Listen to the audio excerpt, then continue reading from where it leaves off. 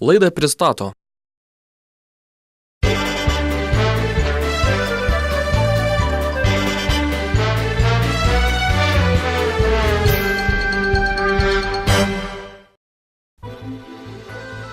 Auksinė mintis.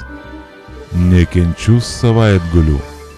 Tik susiruoši ramiai pasėdėti savo vilos prieangyje, su pamame kreisle su arbatos puodeliu rankoje, kai supranti, kad neturi nei vilos, nei supamo krėslo, nei arbatos.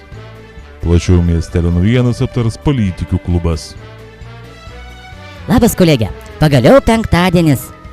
Nu labas, te penktadienis, bet mane, žinok, neramina šitos savaitgalinės naujienos. Kokios gi naujienos jūsų neramina? Taigi ko, negirdėjai, miesto valdžia ruošiasi suvalgyti visus amūrus? Kokius amūrus? Ką jūs kalbate? Taigi va, meras pareiškė, kad rudenį išgaudys visus amūrus iš senvagės ir suvalgys. O kodėl jūs reikia išgaudyti? Amūrai gyvalo senvagė, kad ji neužželtų žolėmis, nes amūrai žolėėdžiai. Ava valdžia nusprendė, kad iš amūrų mažai naudos, tai dabar senvagiai žolėdės karvės ganys, kad tos ėstų visų žolai. Amūrus išgaudys ir suvalgys. Beje, dar žuvis gali išdalinti socialiai remtiniem žmonėm. Kaip tai? Ką jūs čia kalbate, kolegė? Nu tai aišku, kad nusikalbu, špausi jogi, karvėgi nenorda vandenį ir niekaip negalas iš dumblio žalių suėst. Tiesiog špausi jogi ir tiek, nu. Taigi dar 2003 metais tuometinė valdžia sugalvojo, kaip išvalyti senvagę nuo žolių ir prileido ją amūrų.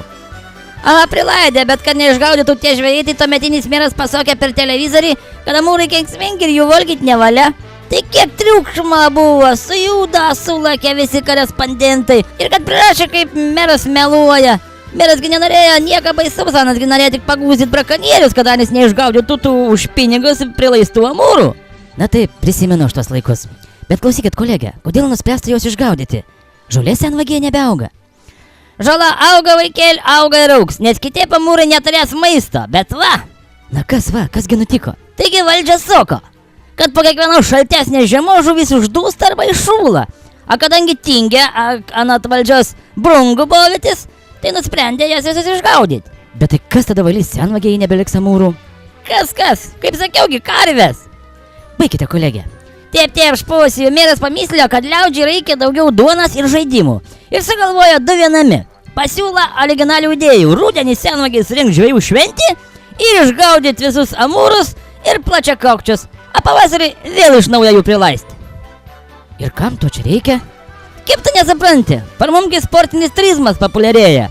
Taigi visai tikėtina, kad greitu metu ne panevėžiečiai važiuos stintų pairin gaudyti. O Panevėžin trauks užkietėjai Lietuvos žvejai. Na jau, nusikalbate, čia nerealu. Kaip tai nerealu, kaip nerealu, taigi šiūžiam. Sniegui valyti nuo lado, kitiem griežti ir vandenį pumpuoti iš vienos akitės kiton, kad prisotinti senvagį vandens deguonim, valdžia skyrė apie 4000 litrų. Bet kaip pani sako, gali būti, kad pinigai bus paleisti vėjais, jeigu žuvis neišdūso, tai galaja ir iššalt. Vadinasi, kad pinigai nenueitų per niek, geriau surengti šventę ir amūrus išgaudyti? Nu, Anis taip sako, bet man rodos, kad iš to nieko gero nebus. Panevėžiečiai tos amūrus išgaudys anksčiau, nei ta šventė prasidės.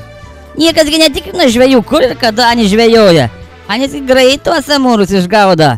Gal ir žiemų nebelieka kam dūst.